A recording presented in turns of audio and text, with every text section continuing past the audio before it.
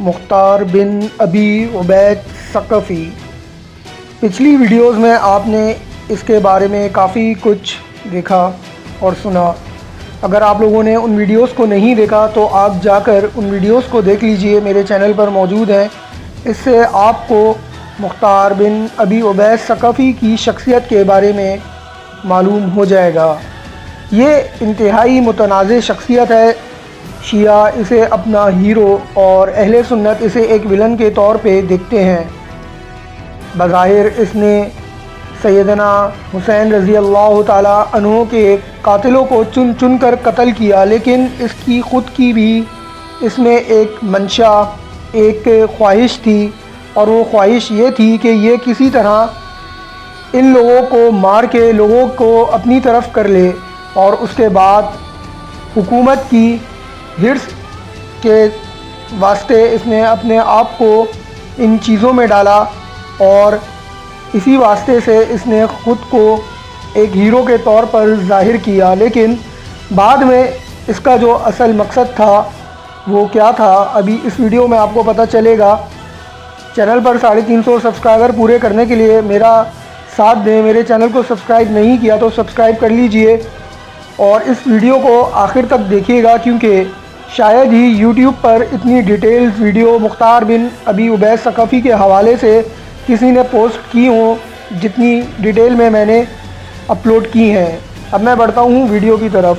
مختار بن ابی عبید ثقفی رمضان المبارک 65 ہجری میں عبد الملک بن مروان 39 سال کی عمر میں شام اور مصر کے تخت سلطنت پر بیٹھا۔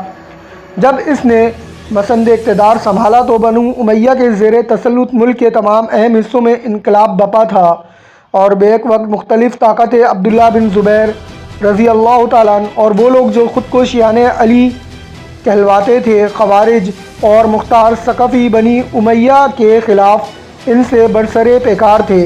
ان کے علاوہ اور بہت سی اندرونی اور بیرونی شورشوں کے طوفان بپا ہوئے۔ عبد الملک کے پاس صرف مصر و شام تھے، باقی دنیا اسلام کے کل حصے یا ابن زبیر رضی اللہ تعالیٰ عنہ کے ساتھ تھے، یا ان میں بھی طوائف الملوکی تھی۔ باولا تاریخ اسلام جلد نمبر 1 صفحہ نمبر 416۔ اس کے علاوہ میری پچھلی ویڈیوز میں بھی آپ لوگ دیکھ سکتے ہیں اور سن سکتے ہیں کہ مختار ثقفی نے قاتلان حسین کو چن چن کر مارا، اور ان میں خولہ تھا، اس میں عبید اللہ ابن زیاد تھا، عمرو بن سعد تھا۔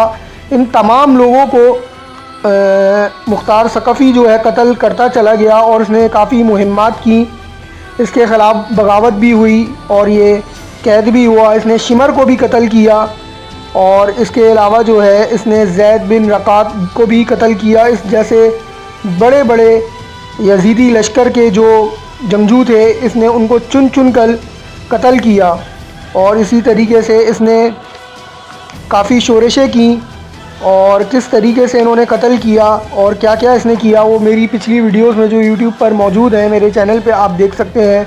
اچھا، اس نے اقتدار کے لیے مزید جو کوششیں کی، اب میں اس حوالے سے اور یہ خود کیسے قتل ہوا اس حوالے سے آپ کو پوری ڈیٹیل میں اس آخری ویڈیو میں بتا رہا ہوں، اور یہ مختار ثقفی کے حوالے سے میری آخری ویڈیو ہے۔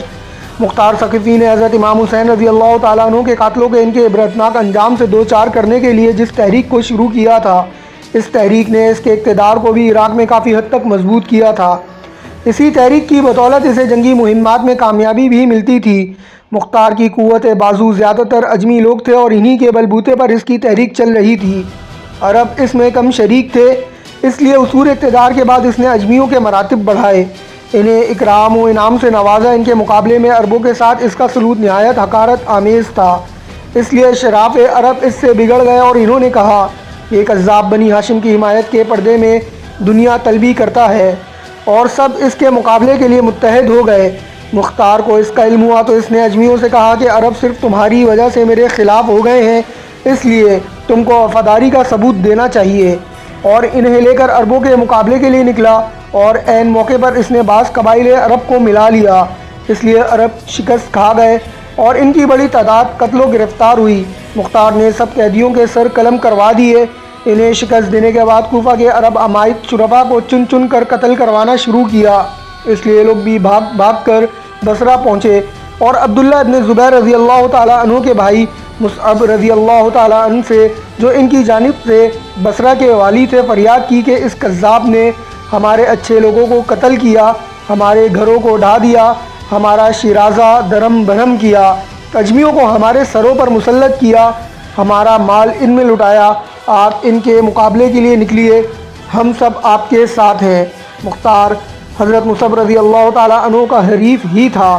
عربوں کا سہارا پا کر وہ اس کا مقابلہ کرنے کے لیے آمادہ ہو گئے اور اپنے نامور سالار محلب بن ابی صفرہ کو، جو خارجیوں سے برسر پیکار تھے، واپس بلا کر جنگ کی تیاریاں شروع کر دیں۔ مختار کو اس کی اطلاع ہوئی تو اس نے اپنے ایک افسر احمد محیط کو 60,000 فوج کے ساتھ روانہ کیا۔ دوسری طرف سے مصعب رضی اللہ تعالیٰ عنہ خود فوجیں لے کر نکلے۔ مدار میں دونوں کا مقابلہ ہوا۔ ایک خون ریز معرکہ کے بعد ابن سلیط نے شکست کھائی، اس کی فوج کا بڑا حصہ برباد ہو گیا، باقی حصہ کوفہ لوٹ گیا۔ حضرت مصعب رضی اللہ تعالیٰ عنہ تعاقب کرتے ہوئے کوفہ تک چلے گئے۔ بہاولہ تاریخ اسلام جلد 1 صفحہ نمبر 420 تا 421۔ اچھا، مختار خود کس طریقے سے قتل ہوا؟ اب یہ اس کا آخری حصہ جس میں ہم لوگ بڑھتے ہیں۔ احمد بن سلیط کی شکست کے بعد مختار، جو کہ کوفہ ہی میں موجود تھا، خود مقابلے میں آیا، لیکن اس نے بھی نہایت پاس شکست کھائی اور اس کی فوج بری طرح مقتول ہوئی اور پسپا ہو کر کوفہ میں قلعہ بند ہو گیا۔ حضرت مصعب رضی اللہ تعالیٰ عنہ نے محاصرہ کر لیا۔ کامل 4 مہینے تک محاصرہ قائم رہا۔ ناظرین، اگر آپ دیکھیں تو 4 مہینے کا محاصرہ کہنے کے لیے اور سننے کے لیے آسان ہے، لیکن کرنے کے لیے بہت زیادہ مشکل۔ بہرحال مختار نے جب دیکھا کہ رہائی کی کوئی صورت باقی نہیں رہی تو وہ جان پر کھیل کر نکل آیا اور اپنے متعمد علیہ امیر صاحب بن مالک کلبی سے کہا کہ اب وقت آ گیا ہے کہ ہم دین کے لیے نہیں بلکہ حسب کے لیے آخری مقابلہ کر لیں۔ سامعین، ناظرین، اس بات پر غور کیجئے گا کہ مختار کے جو الفاظ ہیں وہ کیا ہیں۔ اگر یہ واقعی سیدنا حسین رضی اللہ تعالیٰ عنہ کا محب ہوتا اور یہ واقعی ان کے قاتلوں کو قتل اس وجہ سے کر رہا ہوتا کہ اس کو واقعی اہل بیت سے محبت ہے، تو یہ ہرگز یہ بات نہ کہتا جو تاریخ میں ہمیں مل رہی ہے، اور تاریخ کے حوالوں سے ہمیں یہ بات مل رہی ہے کہ ہمیں اب دین کے لیے نہیں بلکہ حسب کے لیے قتل و قتال کرنا ہوگا اور لڑنا ہوگا۔ اس سے آپ اندازہ لگا سکتے ہیں کہ یہ واقعی ایک ملن اور لالچی آدمی تھا جو ایک اقتدار کے لیے سب کچھ کر رہا تھا۔ خیر، اب ویڈیو کو آگے بڑھاتا ہوں۔ اس وقت صاحب پر اس کی حقیقت ظاہر ہوئی۔ انہوں نے کہا، دنیا تو اب تک یہ سمجھتی تھی کہ تم دین کے لیے جانبازی دکھا رہے ہو۔ مختار نے جواب دیا، نہیں، میری عمر کی قسم، یہ سب محض حصول دنیا کے لیے تھا۔ ناظرین، دوبارہ اس بات کو میں پڑھ لیتا ہوں جس سے مختار کا جو اصل چہرہ ہے، جو اس کی شخصیت ہے، وہ کھل کر ظاہر ہو جائے۔ مختار نے جواب دیا، نہیں، میری عمر کی قسم، یہ سب محض حصول دنیا کے لیے تھا۔ میں نے دیکھا کہ شام عبد الملک کے پاس ہے۔ یہ آگے والی بات اور یہ آگے والی جو تاریخ ہمیں بتا رہی ہے، یہ بھی سننے اور سمجھنے کے لائق اور قابل ہے۔ مختار کیا دیتا ہے جواب؟ کہتا ہے، پہلے تو قسم کھاتا ہے اپنی عمر کی، پھر آگے کہتا ہے سب محض حصول دنیا کے لیے تھا۔ میں نے دیکھا کہ شام عبد الملک کے پاس ہے، حجاز عبداللہ بن زبیر رضی اللہ تعالیٰ عنہ کے قبضے میں ہے، اور بصرہ حضرت مصعب رضی اللہ تعالیٰ عنہ کے زیر حکومت ہے۔ عروس پر نجدہ حروری قابض ہے اور خراسان پر عبداللہ بن حازم کا تسلط ہے، اور میرے حصے میں کچھ بھی نہیں۔ تو اب یہاں سے ظاہر ہو گیا ناظرین کہ اس کے حصے میں جب کچھ بھی نہیں آیا تو یہ ظاہر ہے سب کچھ حصول دنیا کے لیے تھا، اور یہ اہل بیت اطہار رضوان اللہ علیہم اجمعین کے لیے نہیں تھا۔ اس کا حوالہ بھی میں آپ کو دوں گا کہ کس کتاب کا حوالہ ہے۔ یہ اہل سنت کی کتاب ہے۔ اب میں ویڈیو کو آگے بڑھاتا ہوں۔ آگے مختار کہتا ہے، اس لیے میں نے بھی قسمت آزمائی کی، لیکن خون حسین رضی اللہ تعالیٰ عنہ کے انتقام کی دعوت کے بغیر کامیابی نہیں ہو سکتی تھی۔ یہ پوائنٹ بھی بہت زیادہ نوٹ کرنے والا ہے، لیکن خون حسین رضی اللہ تعالیٰ عنہ کے انتقام کی دعوت کے بغیر کامیابی نہیں ہو سکتی تھی۔ یہ مختار کے الفاظ ہیں۔ خیر، اس لیے اس کو حصول مقصد کا آلہ بنایا۔ بحوالہ اخبار الطوال صفحہ نمبر 313۔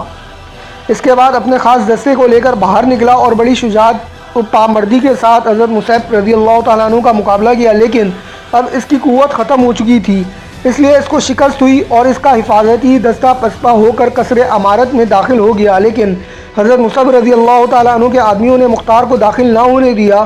وہ چند سو آدمیوں کے ساتھ مقابلہ کرتا رہا اور لڑتے لڑتے مارا گیا۔ مصعب رضی اللہ تعالیٰ عنہ نے اس کا سر قلم کر کے حضرت ابن زبیر رضی اللہ تعالیٰ عنہ کے پاس بھیجا۔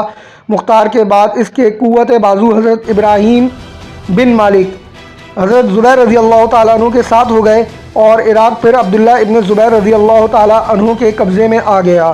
یہ حوالہ میں آپ کو بتا رہا ہوں، کتاب کا اخبار الطوال صفحہ نمبر 314 ہے۔ اب آپ اس سے اندازہ لگا سکتے ہیں کہ یہ کس قسم کا آدمی تھا اور اس کی منشا کیا تھی۔ یہ واقعی ایک ویلن تھا، نہ کہ ایک ہیرو تھا۔ اور اس سے بڑھ کر اور کیا بات ہو سکتی ہے کہ اس نے ایک صحابی رسول حضرت مصعب رضی اللہ تعالیٰ عنہ سے جنگ کی، اور ظاہر ہے جو بھی ہو کچھ بھی ہو، ایک صحابی رسول رضی اللہ تعالیٰ عنہ سے بڑھ کر ہو ہی نہیں سکتا۔ اور جب یہ ایک صحابی رسول سے جنگ کر رہا ہے تو ظاہر ہے اس کے ویلن ہونے میں اور اس کے لالچی ہونے میں اور اس کے منافق ہونے میں پھر کوئی جو ہے کسی بھی قسم کا شک و شبہ نہیں رہ جاتا۔ اب یہ بات سمجھ سے بالا تر ہے کہ شیعہ حضرات جو ہیں اس کو اپنا ہیرو کیوں مانتے ہیں۔ بہرحال وہ تو سیدنا عمر بن خطاب رضی اللہ تعالیٰ عنہ کا جو قاتل بدبخت لعنتی لعین تھا ابو لولو فیروز، اس کو بھی اپنا ہیرو مانتے ہیں۔ تو یہ تو پھر مختار ثقفی تھا، وہ ایک صحابی رسول کا قاتل حضرت ابو لولو فیروز، جس کا ایران میں باقاعدہ انہوں نے رحمۃ اللہ علیہ کر کے مزار بنایا ہوا ہے۔ اور یہ بدبخت حضرت امیر مختار ثقفی، اس کو رحمۃ اللہ علیہ اور علیہ السلام کے القابات سے یہ لوگ جو ہے یاد کرتے ہیں اور آہل زاری اور کرتے ہیں، جو ان کا ایک طریقہ کار ہے۔ دیکھیں بات ساری یہ ہے کہ ہم تاریخ کے اس وقت جو ہے طالب علم ہیں، اور میں خود جو ہے تاریخ کا طالب علم ہوں، اس کا مطالعہ کرتا ہوں۔ میں کوئی بہت بڑا عالم فاضل نہیں ہوں، لیکن جو تاریخ ہمیں بتا رہی ہے اور جو ہم کھلی آنکھوں سے دیکھ رہے ہیں کہ اللہ نے ہمیں عقل سلیم دی ہے، اس کے حساب سے اگر ہم دیکھیں تو مختار ثقفی ہرگز جو ہے وہ ہیرو نہیں، بلکہ جو ہے وہ ایک ویلن تھا۔ تو اس کے جتنی بھی ویڈیوز ہیں مختار ثقفی کی، آپ میرے چینل پر جا کر دوبارہ دیکھ سکتے ہیں اور اپنا فیڈ بیک لازمی دیجیے گا کہ آپ کو یہ پورا ایک جو میں نے سیریز مختار ثقفی پہ بنائی ہے اور یہ آج اس کی آخری اس سلسلے کی ویڈیو تھی، تو لازمی مجھے بتائیے گا کہ آپ کو یہ ویڈیوز کیسی لگی۔ انشاءاللہ ایک اور جلد اللہ نے چاہا تو ابو لولو فیروز لعنتی کے حوالے سے ویڈیو لے کر حاضر ہوں گا، یہاں پر کوئی اور ویڈیو لیکن لے کر ضرور حاضر ہوں گا۔